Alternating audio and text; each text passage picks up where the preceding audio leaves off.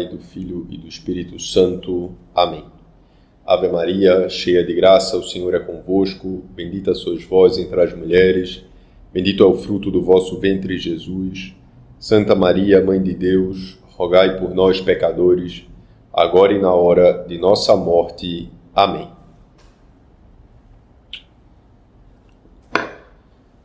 Na aula de hoje, na sexta aula, vamos tratar sobre um tema que vai exigir de nós uma profunda atenção, o tema do pecado atual.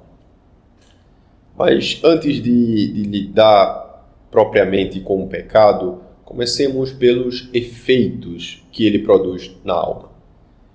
E já de cara nos deparamos com a primeira pergunta: a minha alma pode morrer? A resposta já clara é: se um homem comete um pecado mortal, ele morre espiritualmente. Deus, depois de unir-nos a si pelo santo batismo, jamais nos abandona. Após o batismo, o único modo de nos separarmos dele é repeli-lo deliberadamente. Pois bem sabemos que quando recebemos o batismo, e esse vai ser um tema talvez dos sacramentos, né, talvez de um próximo ciclo de formações, mas recebemos que uma das coisas, talvez a principal, é que nós recebemos a graça santificante. E com a graça santificante, Deus mesmo passa a habitar na nossa alma. Assim, nós chamamos de a inabitação da Santíssima Trindade. Deus que vai morar na alma daqueles que receberam a graça santificante e não nos abandonará. Mas nós, por outro lado, podemos abandoná-lo. E como fazemos? Através do pecado mortal. E é isso que acontece quando, com plena consciência, deliberada e livremente, nos recusamos a obedecer a Deus em matéria grave. Neste caso, cometemos um pecado mortal que, como a própria palavra indica, causa a morte da alma. Sobre esse ponto, nos fala o Catecismo, no número 1855.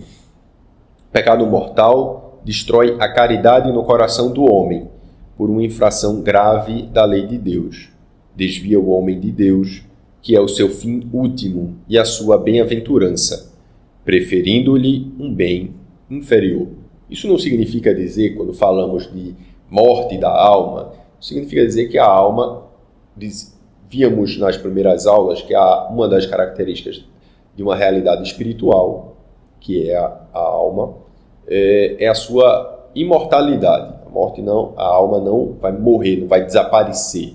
Mas isso daqui está falando da morte da vida sobrenatural da alma, dessa ligação, dessa comunhão, dessa união com Deus que é provocada pela graça santificante.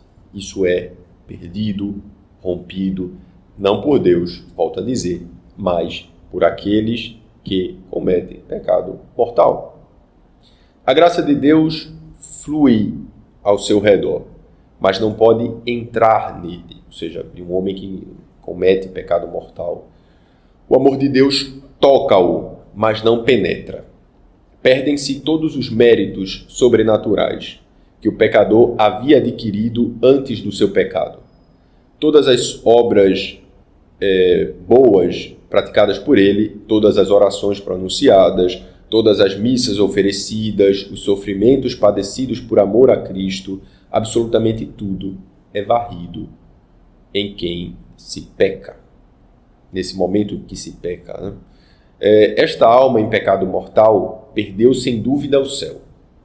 Se morresse assim, separada de Deus, não poderia ir para lá, pois não há modo de restabelecer a união com Deus depois da morte. Isso aí nós vamos percebendo com muita objetividade, porque o pecado mortal ele é essa recusa total ao amor de Deus, preferindo-os a si mesmo do que a Deus. Deus não nos abandona nesse sentido de desistir de nós. A sua graça continua nos cercando. Nós vamos ver isso mais à frente nos próximos capítulos, que vamos tratar sobre a graça. A sua graça continua nos cercando, nos atraindo para si, mas não nos penetra mais. Porque não o quisemos. Se perde o céu, não resta nenhuma alternativa à alma a não ser um inferno. Vamos tratar também do inferno mais à frente com maior profundidade. Mas, bem o sabemos, o inferno não é uma criação, não é um lugar, mas é uma negação, né? Ou seja, negar-se a Deus, negar-se estar na presença de Deus, negar-se o céu, já é o inferno. Esse é o ponto. Pecar é recusar a Deus. É recusar essa nossa obediência, esse nosso amor devido a Deus. Dado que cada pedacinho nosso pertence a Deus e que todo o fim da nossa existência é amá-lo, torna-se evidente que cada pedacinho nosso deve obediência a Deus. Assim, essa obrigação de obedecer aplica-se a palavras, a obras, todos os nossos desejos e pensamentos mais íntimos.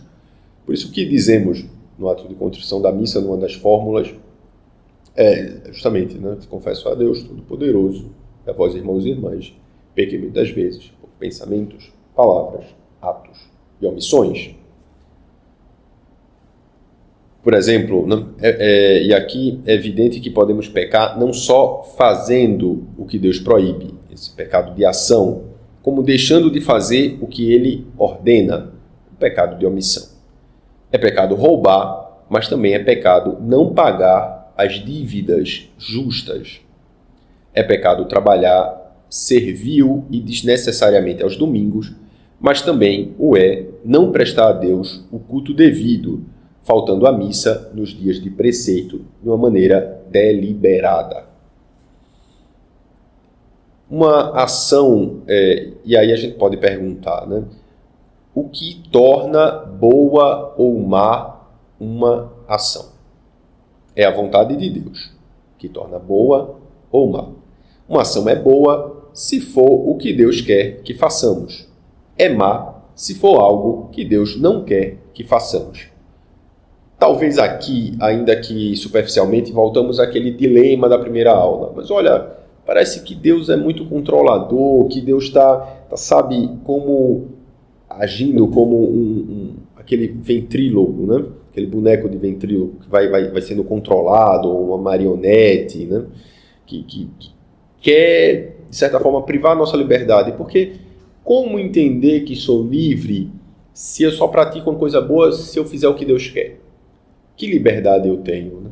Volta um pouco sempre esse dilema. Mas eu aconselho a esses que possam voltar com mais atenção à primeira aula, em que falamos sobre o fim da existência do homem, o fim último da existência do homem. Né?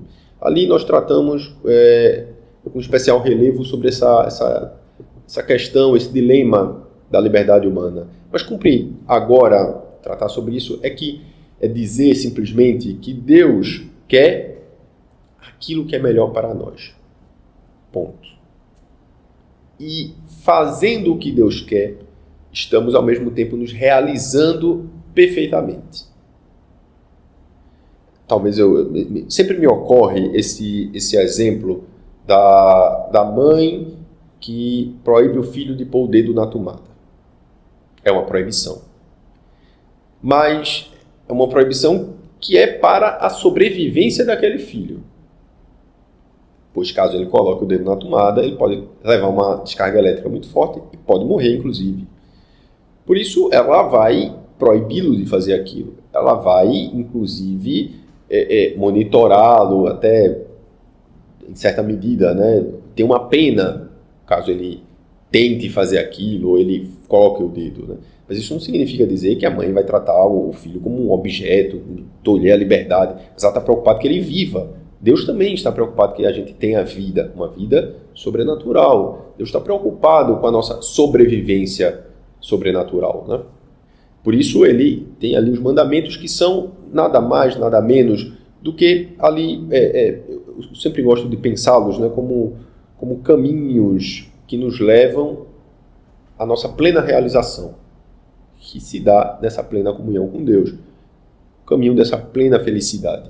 Tanto é que a Torá, traduzida como lei, mas a melhor tradução para ela é instrução, ou seja, é a forma como Deus nos instrui a atingir o nosso pleno potencial com o qual fomos criados e para o qual fomos criados. Dito isto, voltemos ao tema das questões do pecado. É verdade que nós conhecemos a vontade de Deus pela Escritura, palavra escrita de Deus, e pela Igreja, palavra viva de Deus. Mas nem as Escrituras, nem a Igreja causam a vontade de Deus. Mesmo os chamados mandamentos da Igreja não são mais do que aplicações particulares da vontade de Deus, interpretações detalhadas dos nossos deveres, de que de outro modo poderiam não nos parecer tão evidentes. E aqui o autor do livro ele faz uma ressalva muito importante para os pais, para que eles não exagerem, ou seja, não tenham cuidado de não exagerar aos seus filhos as dificuldades da virtude. Como fazem isso, né? Se, por exemplo, o filho soltou ali um palavrão, você vai dizer que o filho está em pecado mortal, que já não ama mais a Deus e etc., né? Então, essa criança, ela vai crescer com a ideia de que Deus é um preceptor muito severo e arbitrário. Cada faltazinha que lhe é descrita como um pecado muito grande, ela vai crescer desanimada ante essa impossibilidade de ser boa e deixará de tentar. É normalmente isso que acontece. Por isso, às vezes a gente vai usando olha, Deus vai ficar triste se você fizer isso, se você não obedecer, se você não comer salada, né? Poxa vida, não é assim, né? Deus não tem um mandamento para comer salada, né? Então, tudo bem, é o melhor para você, etc, etc, mas tem que ter um pouco cuidado para não exagerar, porque esse exagero vai ter um efeito negativo tremendo depois. Essa criança vai crescer com essa ideia de Deus, esse Deus aí que está com chicote o tempo todo e que é impossível não desobedecê-lo, por isso é melhor ignorá-lo. Né? Então, é isso que vai acontecer. Né? Então, ela vai crescer também uma criança muito escrupulosa, muito medo, se tornar um adulto medroso, e não vai amar a Deus, porque amar é um ato positivo, né? Esse medo de não fazer coisas. Né? A gente vai tratar melhor sobre isso quando falarmos sobre virtude. Para que uma coisa seja pecado mortal, sabemos que são necessárias 3 condições, pelo menos. Se falta qualquer delas, não haverá pecado mortal.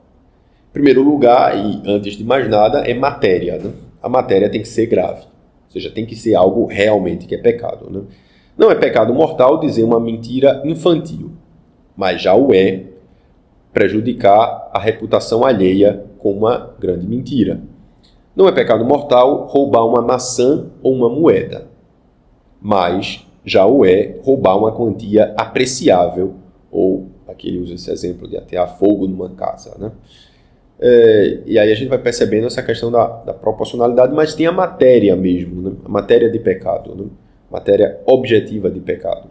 Em segundo lugar, devo saber o que eu faço, que aquilo que eu estou fazendo é errado, ter essa consciência, né? Que é muito errado. Eu não posso pecar por ignorância. Inclusive fala-se, né, muito frequentemente, que a ignorância seria o 8º sacramento. Né? Ou seja, realmente. Agora, claro, existe, e aqui ele vai falar, né, uma ignorância também culpável. Né? Eu opto por não conhecer para me esquivar das responsabilidades que eu teria uma vez conhecendo o que Deus quer de mim. Isso daí é completamente culpável. Né? Isso não vai te eximir, tá? Pelo contrário. Isso pressupõe que essa ignorância, né, ela realmente não seja algo desejado por mim. E, finalmente, eu não posso cometer um pecado mortal se eu não resolvo livremente praticar determinada ação ou omissão, né, que é contrária à vontade de Deus. Se, por exemplo, alguém mais forte que eu me força a lançar uma pedra contra uma vítima, não me faz cometer um pecado mortal. Também não posso pecar mortalmente por acidente. Quando, por exemplo, quando tropeço involuntariamente com alguém, e essa pessoa cai e fratura o crânio. Não posso pecar também dormindo, por mais maldosos que se apresentem os meus sonhos. E aqui eu faço algumas considerações. Poderíamos dizer, olha, por mais que a pessoa tenha me forçado a fazer aquilo, eu era livre para não fazê-lo e arcar com as consequências. Isso é verdade. Nenhuma força exterior anula radicalmente a nossa liberdade. Mas ela vai fragilizando a nossa liberdade. Em algumas situações, fragilizando muito a nossa liberdade. E nós somos levados a fazer aquele ato. E pode, em algumas situações, pode, ainda que tenha matéria grave, ainda que eu saiba que é matéria grave, mas se eu realmente sou levado a fazer aquilo e a minha vontade, a minha liberdade é fragilizada, o pecado não é grave. Por exemplo, dormir, os sonhos. Os sonhos nunca são pecado, nem venial, nem grave.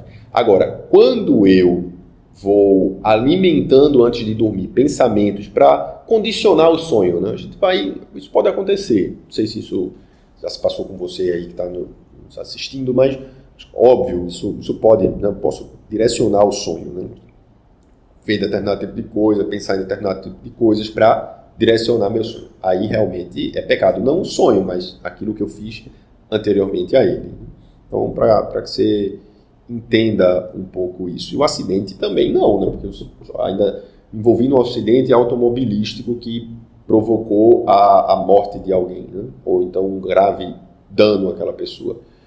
Se eu aí não estava infringindo nenhuma norma de trânsito, porque às vezes aí você vai ver com muita cautela, ali, quanto você assume de responsabilidade e liberdade quando o faz, Mas se as coisas estão indo bem, estão indo bem, de repente aconteceu um acidente, Um acidente não é pecado, nesse sentido. Se você está na linha, esse é o ponto.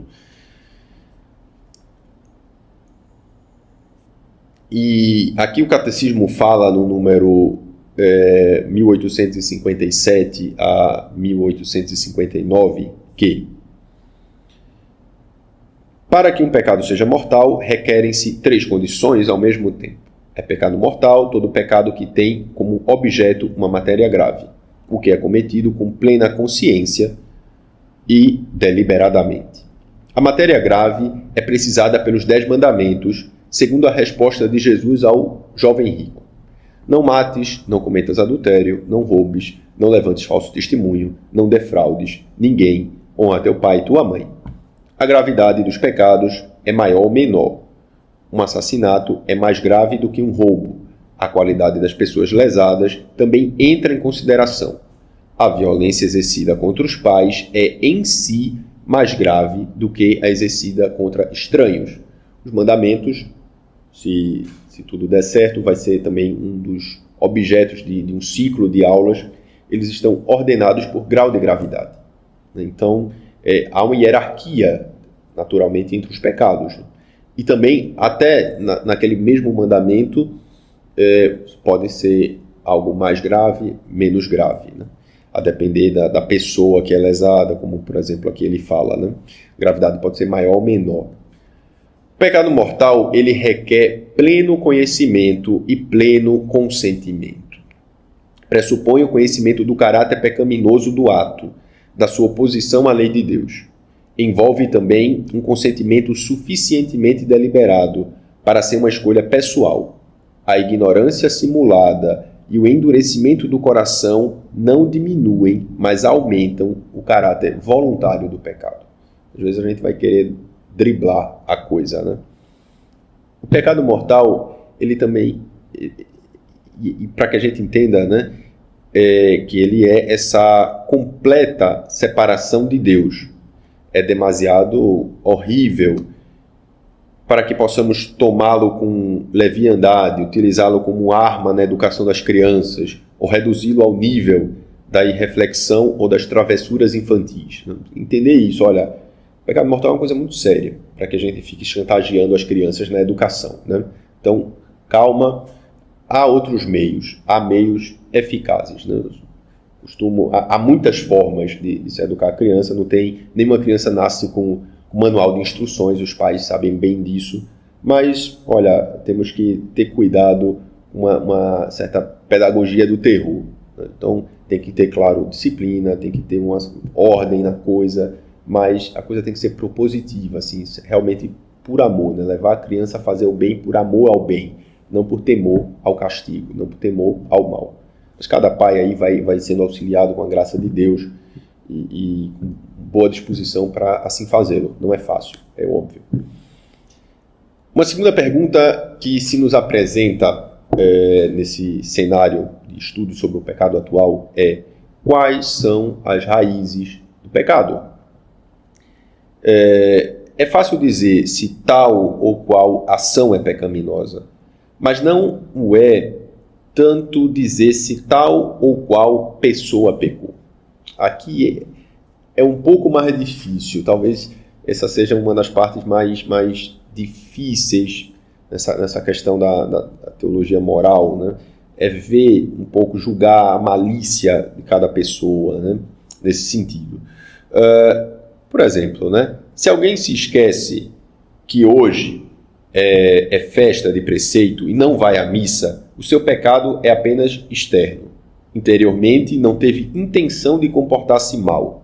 Neste caso, dizemos que cometeu um pecado material, mas não um pecado formal.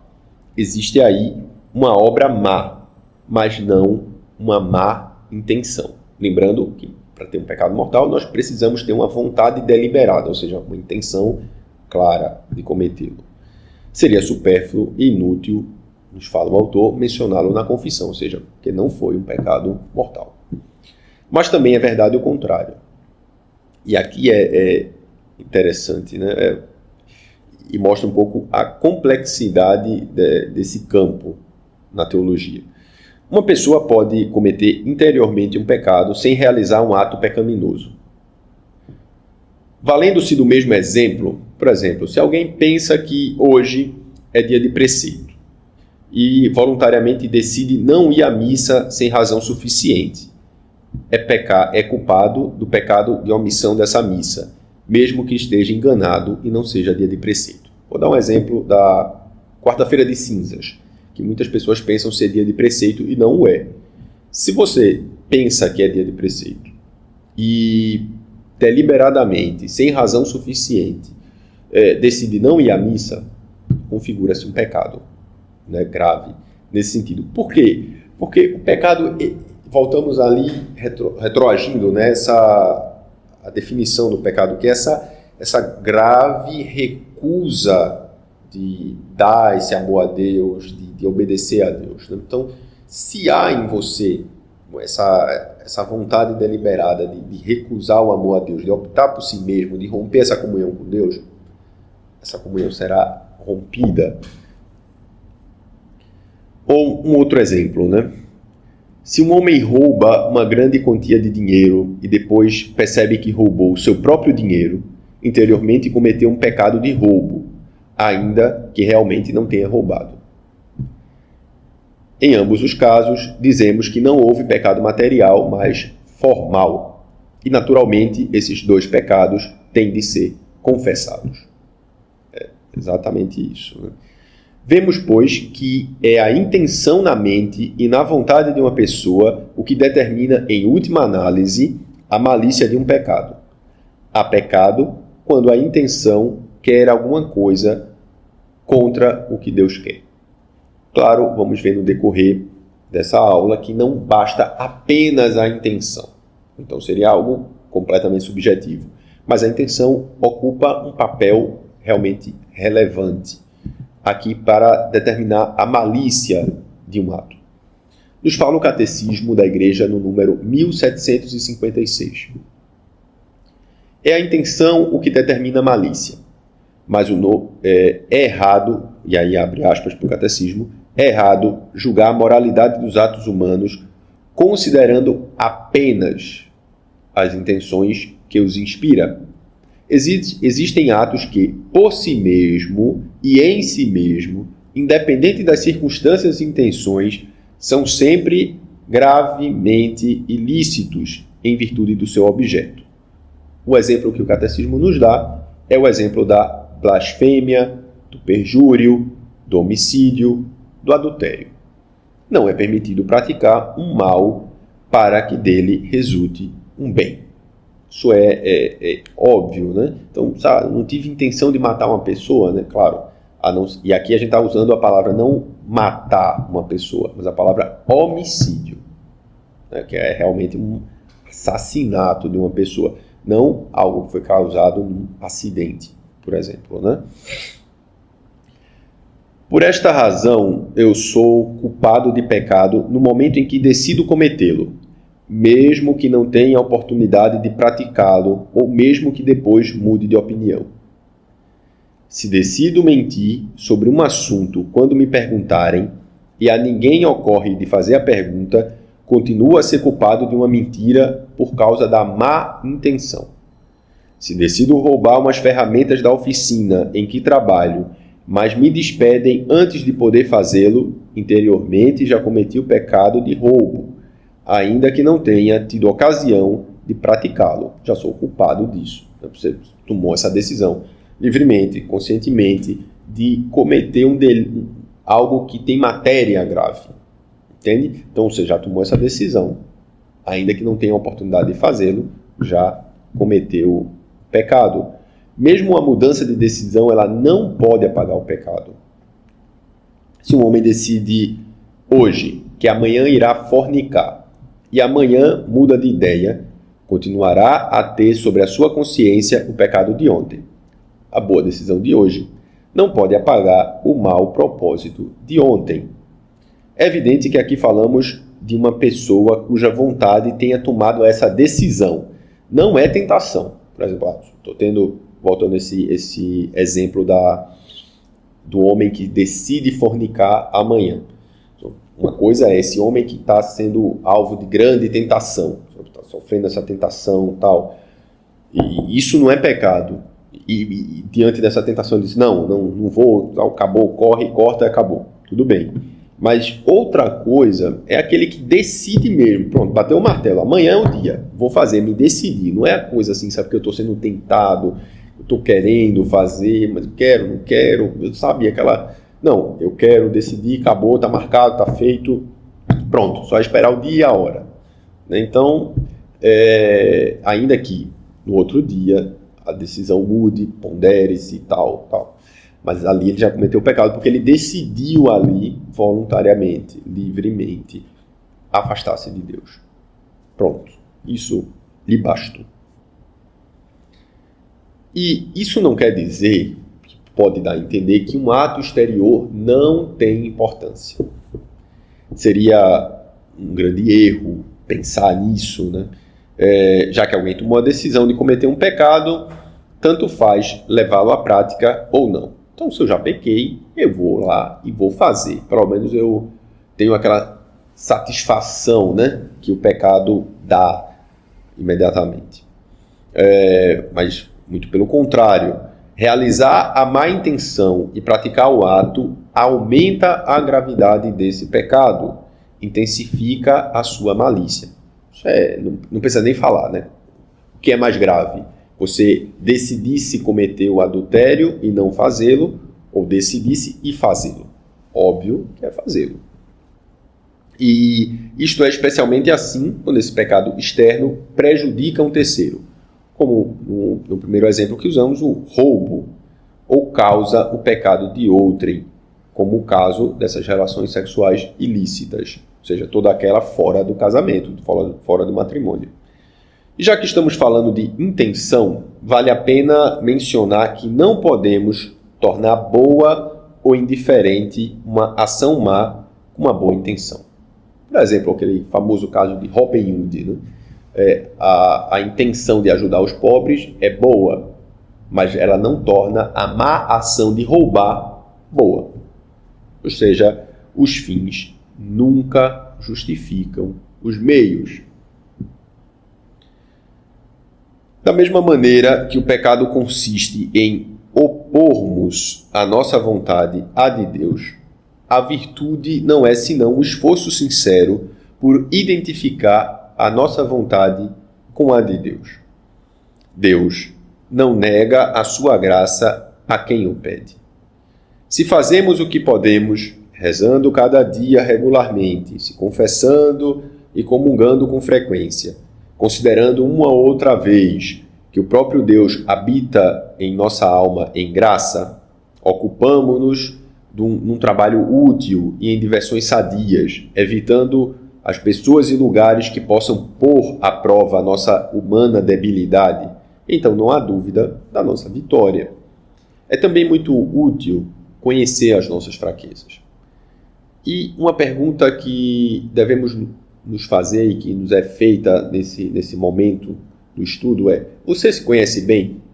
Você tem esse hábito de fazer exame de consciência, de examinar a si mesmo, de ter uma autoimagem real de si mesmo? Porque muitas vezes nós somos muito complacentes consigo.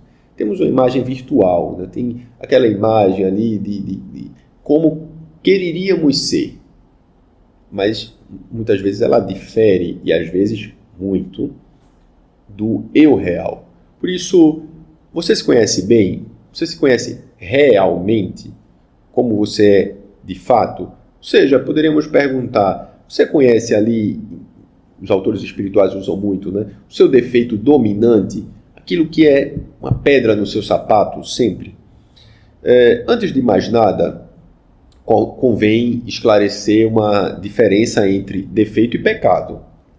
Um defeito é o que poderíamos chamar de ponto fraco. Essa inclinação, ou poderíamos dizer, essa facilidade de cometer certos pecados e de tornar mais difícil praticar certas virtudes opostas a esse pecado. Um defeito é uma fraqueza no nosso caráter, mais ou menos permanente, ao passo que o pecado é algo eventual, um fato isolado que deriva do nosso defeito. Se compararmos o pecado a uma planta nociva, o defeito será a raiz que o sustenta. Acho que uma boa comparação é essa. Os teólogos estabeleceram uma lista de 7 defeitos ou fraquezas principais, que estão na base de quase todos os pecados atuais. Chamam-se ordinariamente dos 7 vícios ou 7 pecados capitais. A palavra capital nesse contexto, ela vai significar que esses defeitos são os mais relevantes ou os mais frequentes, e não necessariamente os maiores ou os piores. Nos fala o Catecismo, no número 1866. Os vícios podem ser classificados segundo as virtudes a que se opõem, ou ainda ligados aos pecados capitais, que a experiência cristã distinguiu, seguindo São João Cassiano e São Gregório Magno. São chamados capitais porque geram outros pecados, ou vícios. Bem, e quais são esses 7 vícios, ou esses 7 pecados capitais na natureza humana? O primeiro deles é a soberba, que poderíamos definir como a procura desordenada da nossa própria honra e excelência. E seria uma lista muito longa falar dos pecados que surgem, que nascem da soberba. Alguns deles: ambição excessiva, essa jactância em relação às nossas forças espirituais, a vaidade, o orgulho, alguns outros, né? Essa ambição desmedida, né? Essa ostentação de si mesmo, etc. O segundo, apresentamos a avareza, que é esse desejo imoderado pelos bens temporais. E daí nascem não só os pecados de roubo e fraude, como também os menos reconhecidos, de injustiça entre patrões e empregados nessas relações, práticas abusivas nos negócios, mesquinhez e indiferença entre as necessidades dos pobres, isso só para mencionar alguns poucos exemplos. Terceiro, luxúria ou impureza. Luxúria não tem nada a ver com luxo, né? Talvez uma outra pessoa mais inadvertida possa pensar ser quase um falso cognato, né? Mas não, absolutamente não. Tem a ver com impureza, né? É fácil perceber que os pecados evidentes contra a castidade têm a sua origem na luxúria, mas esta também produz outros. Há muitos atos desonestos, falsidades e injustiças que se podem atribuir à luxúria. A perda de fé e o desespero na misericórdia divina são frutos frequentes da luxúria. A ira é um estado emocional desordenado que nos incita a desforrar-nos com os outros, essa briga, né? A opor-nos insensatamente a pessoas ou coisas. E aí vemos homicídios, desavenças, injúrias, são consequências mais próprias. Mas também o ódio, murmuração, aparecem aí como sendo frutos da ira. O outro, a gula, que é essa atração desordenada pela comida ou pela bebida. E parece ser o mais ignóbil dos vícios, né? No glutão há algo de animal nele, né? Prejudica a saúde, produz o linguajar, né? Assim, sujo, blasfemo, comete injustiças contra a própria família, outras pessoas. Mas também, claro, principalmente a gula está ligada à comida, à bebida, mas também podemos ter esse pecado de gula nesses excessos, né? Nessas atrações desordenadas, né? Que pode ser ali pelo estudo, também tem gula no estudo, né? Talvez não seja tão frequente entre nós, mas, puxa, eu vou estudar ali desordenadamente, moderadamente, né? Então, isso pode também acontecer. A inveja, é necessário sermos muito humildes e sinceros conosco para admitir que a temos. Mas a inveja, ela não consiste, e talvez isso seja causa de confusão para muitas pessoas, porque ela não consiste em desejar o nível da vida das outras pessoas. Talvez isso seja um sentimento perfeitamente natural, né? A não ser que nos leve à cobiça. Mas olha, vê uma pessoa ali que vive bem, que tem uma certa uma vida familiar, um casamento tranquilo, um casamento ordenado, os filhos bem criados. Poxa, queria que os meus fossem assim. Isso não é inveja, a não ser que isso gere cobiça, né? A inveja, ela é antes a tristeza causada pelo fato de haver quem esteja numa situação melhor do que a nossa. Ela é esse sofrimento pela melhor sorte dos outros. Poderíamos dizer que por exemplo, né, eu tenho esse livro aqui, o Compêndio do Catecismo da Igreja, e alguém tem inveja de mim à medida que essa pessoa quer ter esse livro e que eu não o tenha mais. Não é que é simplesmente, eu vou comprar também. Não, é essa tristeza pelo fato de que eu possuo esse livro e ela não. Então ela quer possuir esse livro, não um igual a esse, né? Quer ter e que eu não o tenha. Produz ódio, calúnia, difamação, ressentimento e muitas coisas parecidas com essa. Talvez, olhando para os seus frutos, possamos identificar a raiz. Se você frequentemente está envolvido em fofoca, em calúnia e difamação, cultiva muito sentimento, certamente você é uma pessoa invejosa. Finalmente, a preguiça ou assédia, que não é simplesmente esse desagrado para o trabalho, né? A preguiça, ela consiste, antes de tudo, em fugir do trabalho pelo esforço que implica. É o desgosto e a recusa causado pela necessidade de cumprir os nossos deveres, especialmente os nossos deveres para com Deus. Se nos contentamos com nível baixo na nossa procura da santidade, especialmente se nos confortamos com a mediocridade espiritual, é quase certo que a causa disso tudo é a preguiça. Portanto, esses são os 7 pecados capitais: soberba, avareza, luxúria, ira, gula, inveja e preguiça. Nós, que temos sem dúvida o louvável costume de examinar nossa consciência todos os dias antes de dormir, se não o temos, é imprescindível que o tenhamos. E também, claro, antes de nos confessarmos, lucraríamos muito se de hoje em diante nos perguntássemos não só que pecados cometi e quantas vezes, mas também o porquê. Isto é, qual foi a raiz, qual foi o pecado capital que está por trás dessas faltas. Isso vai nos ajudar a identificar a causa desses pecados e assim combatê-los com mais eficácia. Gostaria de agradecer ao final dessa aula a todos vocês que nos acompanharam até esse presente momento. Como sempre, reforço o convite para que se inscrevam no nosso canal, curtam, compartilhem essa aula para que possa chegar a muitas e muitas pessoas.